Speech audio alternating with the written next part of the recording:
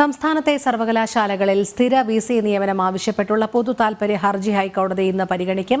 Search committee രൂപീകരിച്ച് VC നിയമനം നടത്താൻ ചാൻസലർക്ക് നിർദ്ദേശം നൽകണം എന്നാണ് ആവശ്യം.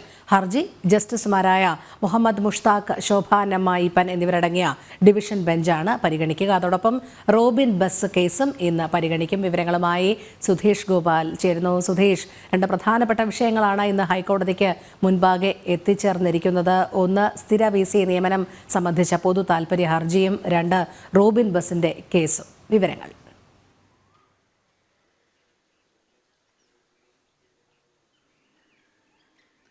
ടോണി, കേരളത്തിലെ യൂണിവേഴ്സിറ്റിയിൽ സ്ഥിരം വൈസ് ചാൻസലർ വേണം എന്ന ആവശ്യം ഉന്നയിച്ചുകൊണ്ടാണ് കേരള യൂണിവേഴ്സിറ്റിയിലെ ഒരു റിട്ടയർഡ് പ്രൊഫസർ ഹൈക്കോടതിയിൽ സ്വകാര്യ ഹർജി ഫയൽ ചെയ്തത്. അത് ഇന്ന് പരിഗണനയ്ക്കെടുക്കുകയാണ്. ഇപ്പോൾ കേരള ടെക്നിക്കൽ യൂണിവേഴ്സിറ്റിയിൽ ഏതാണ്ട് ഒരു വർഷക്കാലമായും താൽക്കാലിക വിസിയാണ് അധികാരങ്ങൾ ചുമതലപ്പെടുത്തിയിരിക്കുന്നത്. ഈ ഒരു പശ്ചാത്തലത്തിൽ കൂടിയാണ് ഇത്തരമൊരു ഹർജി ഫയലിൽ നൽകാൻ ഉള്ള ഒരു സാഹചര്യം ഉണ്ടാവുന്നത്.